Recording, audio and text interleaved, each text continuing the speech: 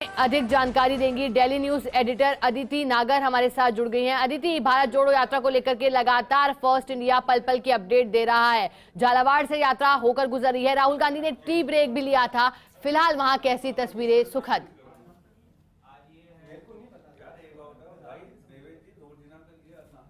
जिस ब्रेक की आप बात कर रही हैं, जो 8 किलोमीटर के बाद होता है, वो ब्रेक चल रहा है अभी भी जी। और अभी मुख्यमंत्री अशोक गहलोत बीच में, जैसा वो बीच बीच में निकलते हैं, आगे की जगह का जायजा लेकर आते हैं, आगे की जगह क्या कुछ चल रहा है वो देख कर आते हैं। तो मुख्यमंत्री अशोक गहलोत निकले थे और अब वो वापस आए हैं जहां पर ये ब्रेक चल रहा है वहां पर। तो यानी भारत यात्री जो हैं, तमाम लोग हैं, वो अभी रुके हुए हैं, क्योंकि जब यात्रा रुकी होती है तो राहुल गांधी को सुनने का भी मौका मिलता है। राहुल गांधी से लोग मिलते हैं और राहुल गांधी जब बातचीत करते हैं, राहुल गांधी के साथ चाय की चुस्की लेने का मौका मिलता है। हमारे साथ हमारे सीनियर संवाददाता हैं भंवर जी।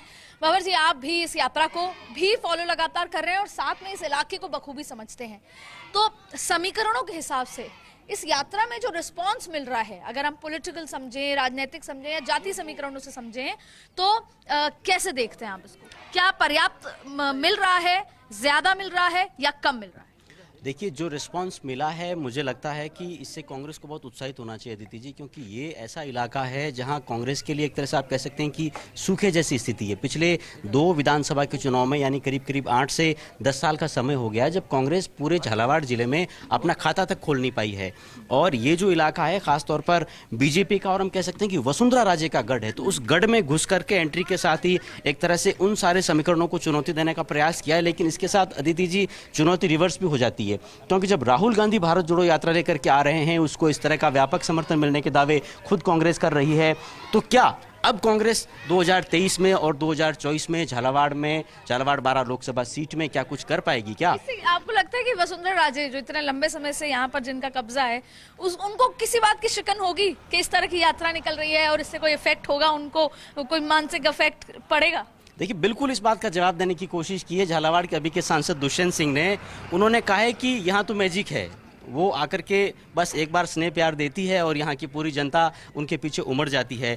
तो देखिए, जिस तरह से राजनीति के रंग बदल रहे हैं, चाहे बीजेपी में या कांग्रेस में, जिस तरह से नए समीकरण बन रहे हैं, उस बीच में भारत जोड़ो यात्रा का ये रूट अदिति जी बहुत महत्वपूर्ण हो जाता है। और आप देखिए कि 18, 19, 20 दिन जितना भी यात्रा, क्योंकि थोड़ी बहुत रिशेड्यूल हो रही है, इसको चलना है राजस्थान में, 8 दिन इसको हाड़ौती अंचल में गुजारने हैं। और मोटा मोटा अगर पूरे हाड़ौती अंचल की मैं आपसे बात करूं तो 17 विधानसभा सीटों में से 10 पर अभी भी बीजेपी का कब्जा, जबकि राजस्थान में कांग्रेस का है। तो कितना बदलाव भारत जोड़ो यात्रा 23 और 24 में लेकर आएगी? क्योंकि देखिए, 2 तरह की बातें हो रही थी जी। कुछ लोग कह रहे हैं कि यात्रा समय से पहले शुरू हो गई, इतना मोबिलाइजेशन हुआ है, इतना एकत्रीकरण हुआ है, कार्यकर्ता इस तरह से उत्साहित होकर के नुक्कड़ सभाओं में आ रहा है, सड़कों पर आ रहा है, राहुल गांधी को देखने के लिए उत्साहित हो रहा है। अगर यही काम 2023 के मध्य तक किया जाता तो इंस्टेंटली उसका जो फायदा है वो कांग्रेस को मिल पाता विधानसभा के चुनाव के अंदर। कुछ लोग ये भी कह रहे हैं कि जब इस यात्रा को इतना अच्छा रिस्पांस मिल रहा है, राहुल गांधी की नई छवि को गढ़ने में कामयाबी मिल पा रही है, उनकी जो एक इमेज को डिस्ट्रॉय करने पर जो एक बड़ी एनर्जी खर्च करने की बात कांग्रेस की तरफ से हो रही है, एक नई इमेज बिल्डिंग हो रही है, तो फिर ये काम बहुत पहले क्यों नहीं कर लिया गया था? हमने अभी दिग्विजय सिंह से भी पूछा यही सवाल, जो कि इस यात्रा की एक तरह से हरावल पंक्ति में कमान संभाले हुए हैं। उन्होंने कहा कि हर काम की एक टाइमिंग होती है, तो ये टाइमिंग यहाँ पर कांग्रेस को कितना सूट करेगी? टाइमिंग की आपने बात की, राजनीतिक और चुनाव पॉलिटिकल बात की। भंवर जी, इस यात्रा के आगे आप थे और यात्रा के पीछे मैं, हम सारा नजरिया दिखा, पूरा कौन कौन है, क्या है, कितने लोग आ रहे हैं, कितने बाबा, कितने बच्चे, तमाम लोग हैं। लेकिन एक खास बात, पहले हम आपको ये तस्वीर दिखा दें कि ये छोटे बच्चे सुबह सुबह यहाँ पर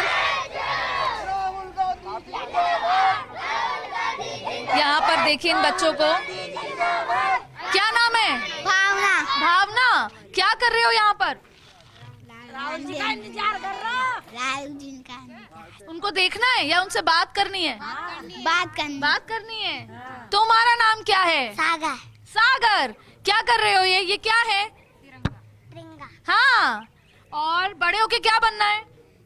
राहुल गांधी बनना है भाई, बड़े होके इनको राहुल गांधी बनना है। इस तरह का उत्साह यहाँ पर बच्चों में देखने को मिला है।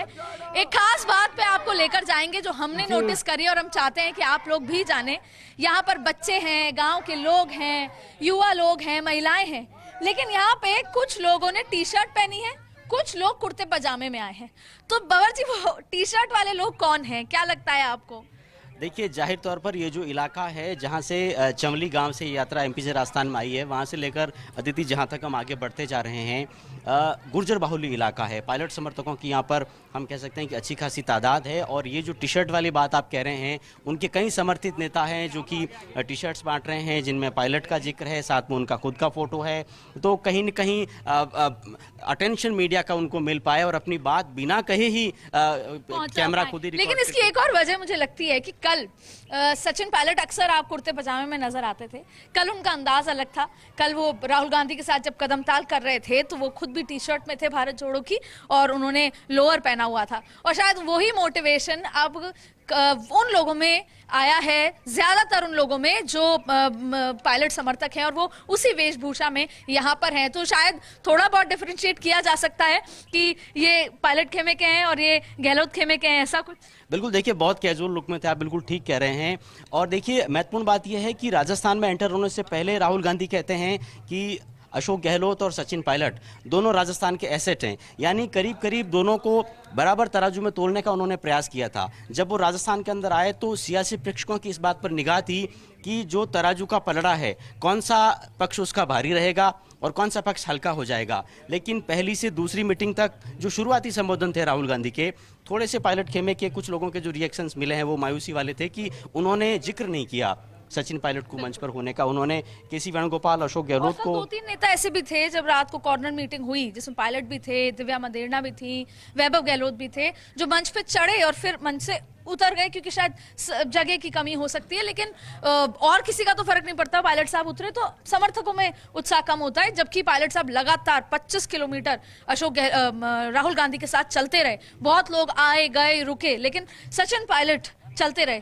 ये फिजिकल फिटनेस और मानसिक फिटनेस दोनों को दिखाता है। बिल्कुल, देखिए ये जो पूरी पदयात्रा है अदिति जी, आप ये मानकर चलिए कि बाकी सब संदेशों के साथ, संकेतों के साथ एक तरह से इस बात का भी पर्याप्त संकेत और संदेश देती है कि फिटनेस किसकी बेहतर है। क्योंकि आप देखिए, पुलिसिंग से लेकर के और पॉलिटिक्स तक अब फिटनेस भी एक बहुत अहम, हम कह सकते हैं कि पहलू बन गया है। और जिस तरह से राहुल गांधी करीब 25 से 35 किलोमीटर तक रोजाना पैदल चल रहे हैं, तो उनके साथ चलने की क्षमता कितने नेताओं में है। और एक इंटरेस्टिंग बात ये भी है कि फिटनेस की बात कर रहे हैं, फिजिकल फिटनेस तो है ही, लेकिन कांग्रेस की अपनी खुद की सियासी फिटनेस बहुत जरूरी है। उसमें वजन कम होता, घटता, बढ़ता नजर आ रहा है, लेकिन अभी जरूरी है कि उनका सियासी फिटनेस जो है वो बरकरार रहे, उनका वजन बढ़े। और देश में जो उनका एक UPA 1 UPA 2 कहा जाता था कि सारे विपक्षी दल कांग्रेस के छत्र छाया में आके खड़े होते थे, जो अब उस तरह से नहीं नजर आ रहा। चाहे फिर यात्रा के माध्यम से ही कहें कि यात्रा में कुछ लोग आए, जुड़े, लेकिन जो समर्थन विपक्षी दलों का मिलना चाहिए था 2024 के मद्देनजर,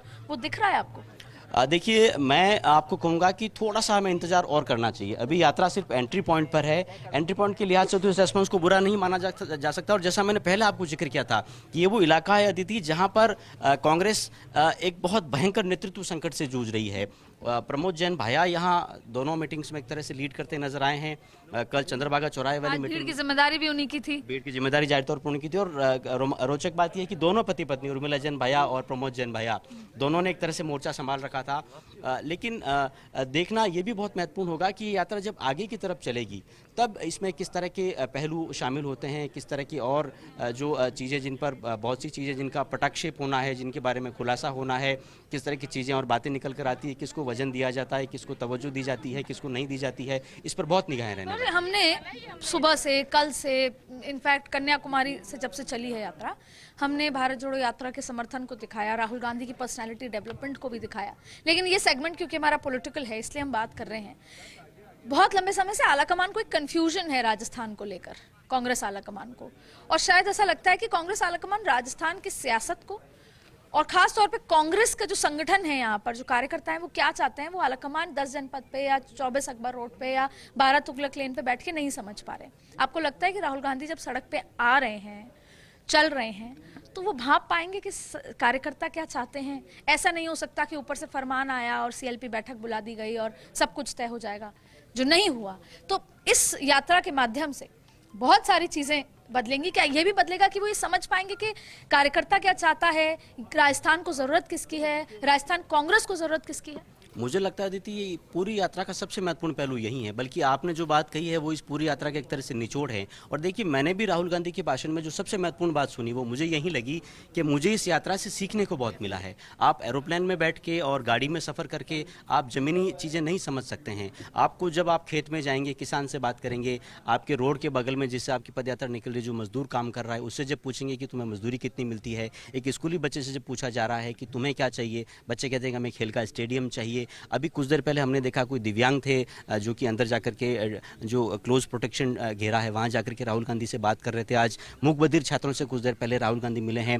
तो देखिए, राजस्थान की अपेक्षाएं क्या है, उम्मीदें क्या है, और साथ में यहाँ संगठन की जो चाशनी कितनी उसको जो समझने की उनकी कोशिश है वो बहुत महत्वपूर्ण रहने वाली है। लेकिन देखिए, कनेक्ट कितना कर पाते हैं आप, कम्युनिकेट कितना कर पाते हैं, ये पूरा मसला पोल खोल भी हो सकता है।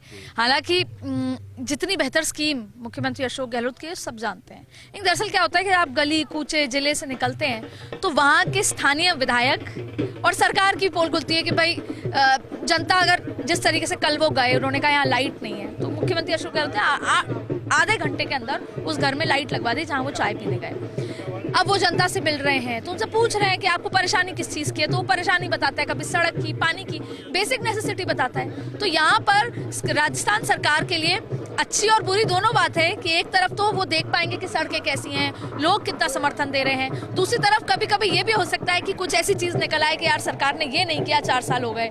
विधायक जैसे गए वो कोटा पहुंचेंगे, सवाई माधोपुर, तमाम जगह की वहाँ पर के कोई नारेबाजी हो गई, विधायक के खिलाफ हो गई, तो वहाँ पोल भी खुल सकती है। जब नेता आता है तो इस बात का डर है। देखिए, राहुल गांधी खुद कहते रहे कि 2 तरह के हिंदुस्तान है, तो ये देखिए 2 तरह के राजस्थान भी इस यात्रा में दिख गए। एक राजस्थान दिखा माधोपुर गांव में जो कि काली तलाई से लेकर के और नाहरडी के बीच में पड़ा, जहां राहुल गांधी टी ब्रेक करने गए। सड़क के हाईवे के बगल का जो घर है वहां भी बिजली नहीं है। लेकिन थोड़ा जब आगे चलेंगे तो कोटा आएगा और वहां 5000 करोड़ के शहर के अंदर काम हुए हैं।